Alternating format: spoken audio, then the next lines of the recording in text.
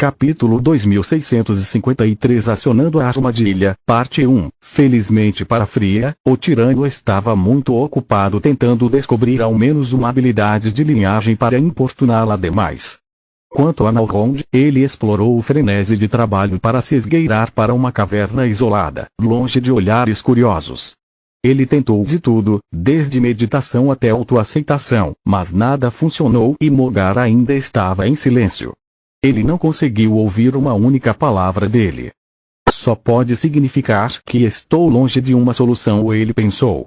Solos e Fria confirmaram que minha resposta. Vamos ver o quão precisa ela é. O Rezar se feriu como uma faca, abrindo feridas espelhadas em ambos os corpos da mesma forma que seu eco no espaço mental havia feito. Ele suportou a dor sem usar a fusão da escuridão, na esperança de que isso conectasse suas metades e lhe desse a pista de que precisava para finalmente receber a orientação de Mogar. O feitiço localizador deu a Amrael quase tudo o que ele precisava. Para conseguir o resto, ele teve que trabalhar duro e prometer muitos favores. Mesmo com o conhecimento que ele havia extorquido da árvore do mundo e da coroa do sábio, ele não era páreo para tantos intrusos poderosos. Ele precisava de diplomacia para reunir as forças de que precisava para seu esforço. Os elfos eram tão gananciosos quanto qualquer outra raça, mas muito mais prudentes. Sua derrota anterior pelas mãos do grupo de Morok durante sua primeira visita e o poder demonstrado pelos 3 membros da ninhada de Legain em frente ao parlamento foram um grande impedimento. Foi a razão pela qual Rael não reuniu os representantes dos vários clãs, mas seus segundos em comando. Eles estavam próximos do poder absoluto, mas possuíam muito pouco de si mesmos. A frustração secular e a perspectiva de ter que esperar séculos antes de ter uma cadeira no parlamento os deixaram mais dispostos a correr riscos. Em troca de sua ajuda e discrição, Rael havia prometido a eles o despertar, o segredo do núcleo violeta, uma posição de poder em seu reino e uma parte do tesouro do dragão que eles estavam prestes a adquirir. Isso além de se tornarem os próximos representantes de seus respectivos clãs, é claro. Poder não era nada sem autoridade. Acima de tudo, os segundos no comando queriam vingança pelos erros que percebiam ter sofrido. Convencê-los a se juntar à sua causa tinha sido a parte fácil, especialmente depois de explicar a eles a natureza do prêmio em questão. A parte difícil tinha sido mobilizar as tropas necessárias sem que ninguém percebesse. A parte mais difícil foi desvendar as proteções de Ajatar sem disparar nenhum alarme. O funcionamento do Drak provou ser tão complicado que, mesmo depois de estudá-lo por um dia, não havia um único elfo capaz de entendê-lo. Rael foi forçado a pegar o fragmento da árvore do mundo e fazê-los cuspir como quebrar o campo de matriz. O Yggdrasil ainda estava enfraquecido pela tortura anterior, então eles se dobraram lamentavelmente rápido. Amaldiçoe a mim e meus próprios poderes. A árvore pensou. Se ao menos o traidor não tivesse a coroa do sábio, eu poderia ter mentido para ele e feito ele andar para dentro da armadilha. Minha madeira, no entanto, permite que ele entenda minhas explicações, então sempre que minto para Rael sobre magia, ele nunca cai e apenas dobra a punição. O alto chanceler conseguiu colocar a árvore do mundo sob a próxima melhor coisa, um feitiço de escravidão. Algo que ele nunca teria conseguido se não fosse pela coroa e acesso parcial aos arquivos da árvore. Rael tinha aprendido da maneira mais difícil o quão difícil era controlar um escravo e sua primeira visita à mente de Yggdrasil quase fritou o seu cérebro. Ele agora fazia apenas perguntas breves e precisas enquanto o feitiço causava dor infinita à árvore em caso de mentira ou nenhuma resposta. Mas todo esse trabalho duro finalmente valeu a pena e o campo da matriz foi limpo. Visão de vida, Soul Vision e magias de detecção de matrizes não perceberam mais ameaças. As matrizes de detecção de vida deram aos elfos o número e a posição precisos dos inimigos, permitindo que os caçadores preparassem o campo com perfeição antes de acionar a armadilha. Fase 1, Vá. Rael disse através do elo mental que o conectava aos seus generais que, por sua vez, estavam conectados às suas respectivas forças armadas. Os guerreiros élficos responderam em uníssono, usando magias de nível 3 para fazer a rede de cavernas onde os inimigos estavam escondidos desmoronar, mas economizando suas forças. O que diabos está acontecendo? Nalrond foi o primeiro a notar a anomalia graças à sua sensibilidade à energia mágica. As matrizes desapareceram de repente e uma enorme massa de mana está nos atacando. Bobagem. Só então Ajatar percebeu que a conexão telepática com suas formações mágicas só dava estática. Emboscada. Ele estabeleceu uma conexão mental com todos para não perder tempo conversando enquanto usava a visão da vida para confirmar a natureza do ataque. Todos ainda estavam confusos com a interrupção repentina em seus respectivos experimentos quando o desmoronamento começou. O chão começou a tremer e fissuras se abriram em todos os lugares, aumentando rapidamente de tamanho com cada onda de magia da terra atingindo suas posições.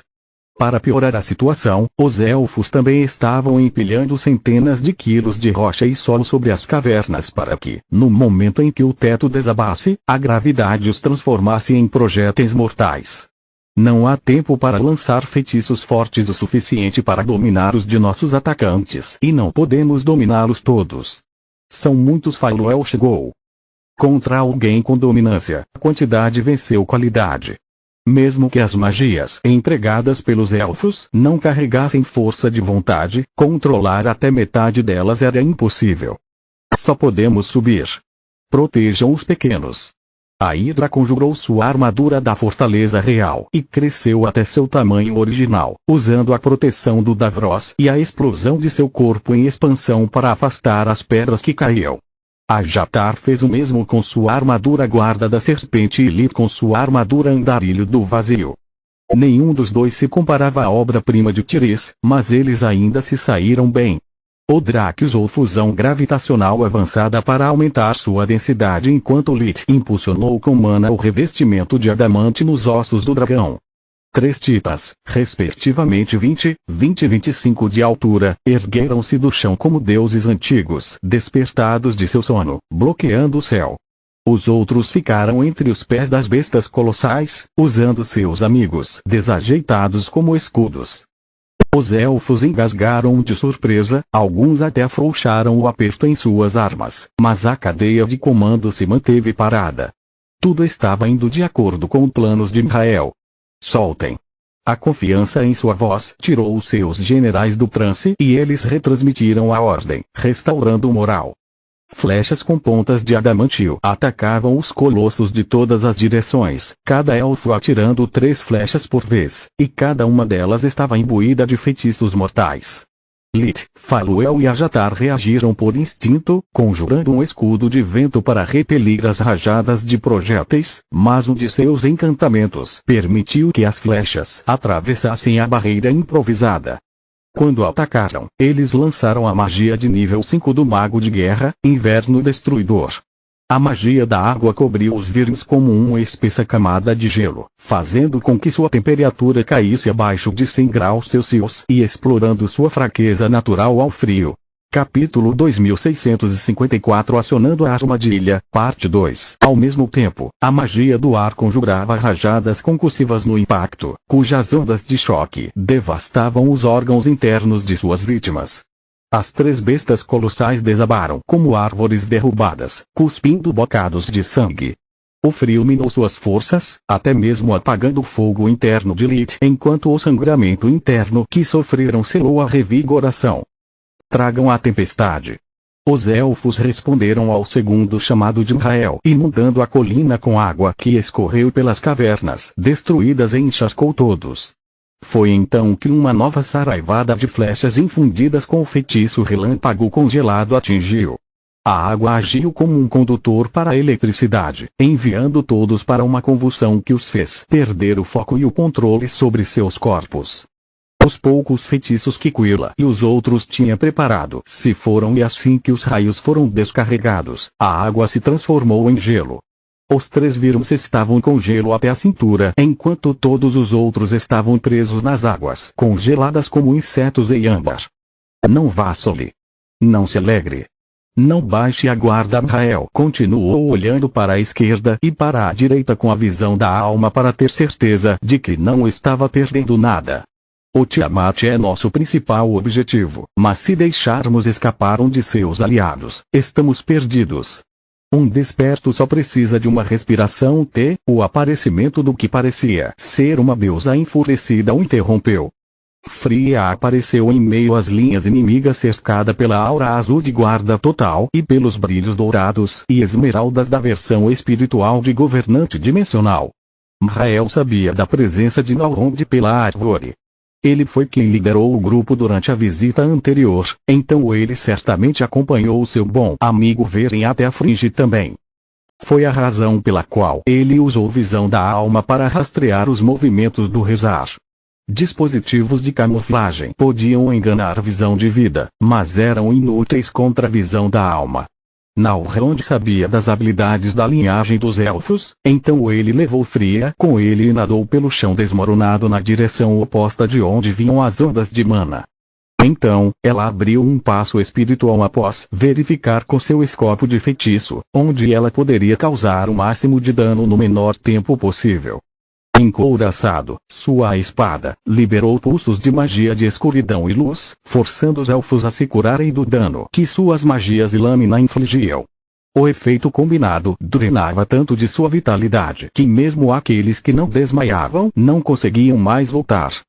Trovão, o canhão elétrico, fazia jus ao seu nome, disparando um único projétil devastador que atravessava os elfos alinhados como se fossem papel, enquanto o estrondo sônico produzido fazia os ouvidos sensíveis de todos ao redor de Fria sangrarem. Um humano normal teria apenas tido seu tímpano estourado e perdido seu senso de equilíbrio, mas a audição élfica era muito melhor. O choque do barulho ensurdecedor, seguido pela dor ofuscante, os fez revirar os olhos enquanto suas bocas espumavam. A área para a qual Fria havia se teletransportado foi limpa com uma única explosão, mas ela estava longe de terminar. Ainda havia muitas unidades inimigas de pé e ela ainda tinha muitos truques na manga. Ela abriu os dedos, liberando 2 feitiços de cada um dos 5 anéis de retenção de magia que ela usava. Eles eram todos feitos por Lit e podiam armazenar até 2 feitiços diferentes ao mesmo tempo. Então, ela fez com que os brilhos esmeralda dourados se unissem no meio das fileiras inimigas, formando um passo do qual uma enxurrada de escamas e garras incandescentes emergiram. Nalrond finalmente tinha uma armadura andarilho das penas própria que Orion havia lhe presenteado. O deus da forja sempre amou sua filha adotiva, mas após a morte de Plória, ele se tornou mais generoso com seus filhos sobreviventes e completamente selvagem em suas criações. As lições sobre a verdadeira magia só fizeram com que Orion entendesse mais profundamente as artes da forja e tornasse mais difícil a sobrevivência de seus inimigos. A armadura de Nalrond era equipada com manoplas pontiagudas que não apenas envolviam suas garras naturais em adamantio, mas também podiam se fundir entre si para se tornarem escudos e se estenderem para frente em lanças. As escamas que cobriam a armadura, por outro lado, eram capazes de ajustar seu próprio ângulo ao ser atingida e converter o calor liberado pelos feitiços do Rezar em vibrações de alta frequência, diminuindo o impacto de qualquer ataque físico. Para piorar as coisas, o casal não veio sozinho.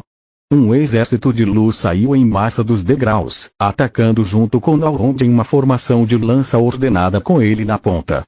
Ele não era nem Lit, mas Nalrond havia aprimorado suas habilidades de maestria da luz desde jovem. Depois de não conseguir fundir suas 2 essências, ele trabalhou duro para compensar os limites de seus 2 núcleos azuis.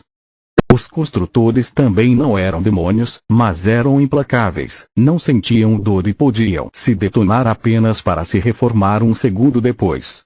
Tudo o que precisavam era de mana e do foco de Nalrond. Graças à armadura, ele tinha bastante de ambos. O que diabos está acontecendo?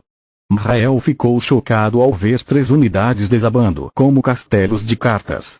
As garras do Rezar cortavam os guerreiros blindados como manteiga enquanto Fria continuava pulando, detonando seus próprios pontos de saída e entrada, junto com os feitiços dimensionais de quem tentasse persegui-la. No papel, ela e Nalrond não eram diferentes dos elfos, já que também estavam presos no núcleo azul. A diferença estava no equipamento. Enquanto os habitantes de Cetralie não possuíam chamas de origem aéreas e não tinham conhecimento das maravilhas compartilhadas pelo mago rúnico, Orion havia derramado os frutos dos Etnas, dos mestres forjadores reais e de suas próprias técnicas pessoais no adamante. Era como se os elfos estivessem tentando usar um escudo de madeira para parar uma metralhadora. Mesmo com as várias magias de nível 4 e 5 que eles tinham temporariamente imbuído em seus equipamentos graças às habilidades de sua linhagem, foi somente graças aos seus números vastamente superiores que sua formação ainda estava se mantendo. Não tenham medo. O alto chanceler disse. A proeza física e mágica deles não é diferente da nossa. Usem sua velocidade superior para desviar dos ataques deles e trabalhem em equipe para encurralá-los. No final, são apenas 2. Ele estava certo, mas também errado. Com uma unidade abatida e mais 2 ocupadas lidando com a equipe de ataque inimiga, a intensidade da saraivada de flechas diminuiu. Lid precisou de uma respiração para trazer a energia do mundo ao seu coração e acendê-la em chamas de origem. O calor que elas produziram derreteu o gelo místico, permitindo que seus amigos presos escapassem da armadilha mortal. A água rapidamente ficou quente, revitalizando os outros 2 Virms que pularam da enorme poça e usaram magia de limpeza para sacudir a água residual. Porra, porra, porra! Morok voou graças às suas asas de energia enquanto fazia o possível para limpar os pulmões de Kila da água que a estava afogando. Ele ainda tinha que se acostumar com seu novo e enorme corpo, muito menos voar sem magias. Os elfos, em vez disso, eram arqueiros mestres e podiam acertar uma mosca a 100 metros de distância. Apesar de suas melhores manobras evasivas, uma flecha o atingiu despercebida no caos da batalha. Continua no próximo vídeo.